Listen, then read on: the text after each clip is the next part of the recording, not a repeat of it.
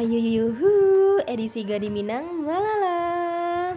Buat dan sana yang mau datang ke Jakarta, kalian harus wajib pergi ke Jakarta Kota dan berdekatan dengan Kota Tua. Untuk menuju Kota Tua, kalian bisa menggunakan transportasi umum yang telah disediakan ataupun bisa menggunakan Gojek atau Grab. Dan di sini juga dekat dari Museum Bank Indonesia dan juga Museum Fathahillah. Ini penampakan di sore harinya ya. Semakin malam suasana Kota Tua semakin meriah. Buat yang kepo sama masa depannya, di sini ada juga seni membaca garis tangan. Dan disediakan juga Tourism Information Center. Buat yang pegel bisa disewa ya sepeda Pinky Mambonya ini, per jamnya 25.000. Ada live musiknya juga, dan ini free alias gratis ya.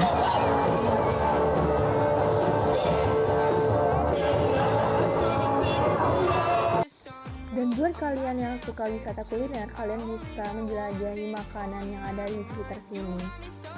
Ditemani sama abang-abang ganteng yang berdua ini noh. Sama yang suka belanja, kalian juga bisa menemukan harga yang murah sekali. Karena perlu lapar, mari kita makan dulu, makan bakso. Selesai. Next, melala kemana lagi ya dan sana. See you, assalamualaikum.